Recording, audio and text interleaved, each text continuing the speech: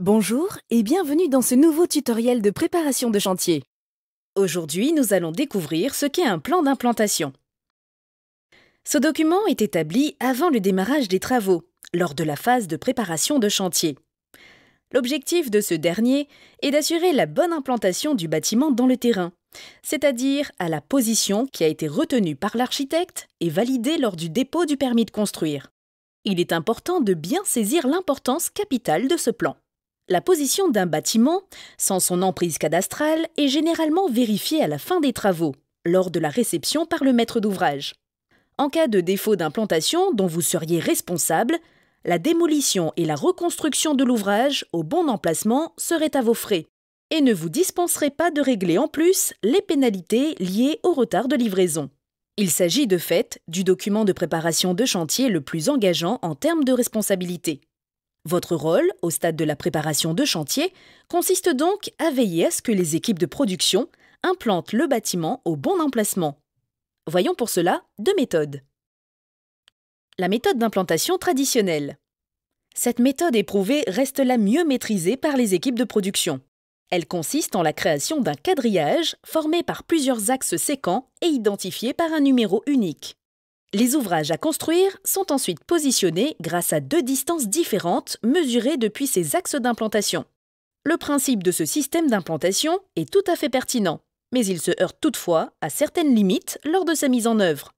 Lorsque certains axes doivent être reportés car ils sont trop éloignés ou ne permettent pas directement l'implantation des ouvrages en raison d'une angulation différente, on cumule alors le risque de défaut d'implantation.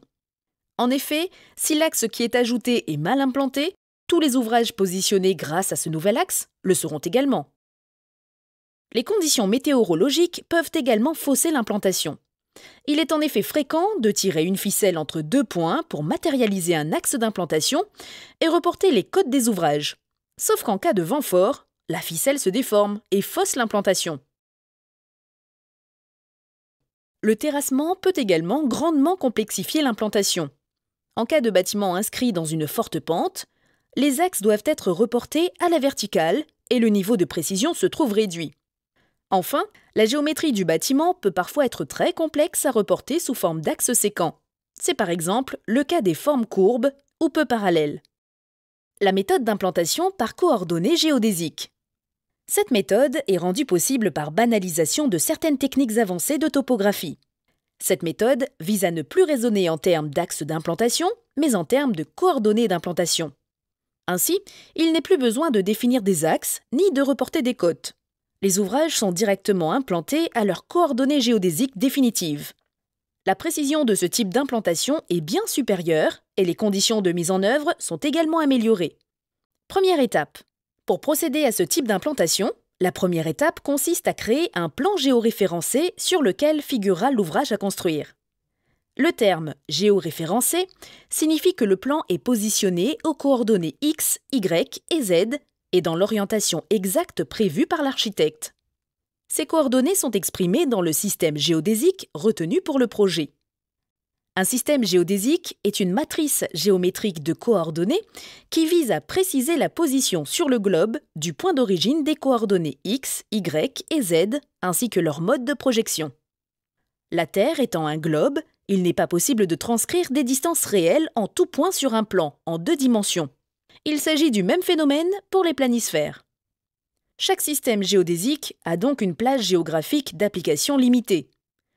Il est de la responsabilité d'un expert géomètre de produire le plan topographique du projet géoréférencé dans le bon système géodésique. L'insertion du bâtiment sur ce plan topographique doit être réalisée conjointement entre l'architecte et le géomètre au regard des contraintes d'implantation cadastrale définies par le plan local d'urbanisme. Deuxième étape. Une fois que vous êtes en possession du plan topographique sur lequel a été ajouté le bâtiment, il vous incombe de l'exploiter correctement pour implanter physiquement les ouvrages sur le chantier. La deuxième étape consiste à définir la liste de points d'implantation dont vous avez besoin pour positionner les ouvrages sur le site. Vous choisirez par exemple des angles périphériques, les angles des cages d'ascenseur, des joints de dilatation et tout autre point pertinent au regard des ouvrages à construire. Vous n'êtes pas limité par le nombre de points. Vous pouvez définir une liste aussi longue que vous voulez. En positionnant ces points dans AutoCAD ou tout autre logiciel de DAO, vous pouvez procéder à une extraction des coordonnées de ces points. Un tableau est alors généré et répercute les coordonnées de chaque point. En donnant un identifiant unique à chacun de ces points, vous êtes alors capable de dresser un plan de repérage pour guider le chef de chantier dans le positionnement de ces points sur le chantier, annexé du tableau de la liste des points avec leurs coordonnées. Troisième étape. Cette dernière étape correspond au travail du chef de chantier. Le but est maintenant d'interpréter. La suite de cette vidéo est réservée aux membres abonnés. Pour bénéficier vous aussi d'un accès premium, rendez-vous sur préparationdechantier.com à la rubrique abonnement. Merci et à bientôt.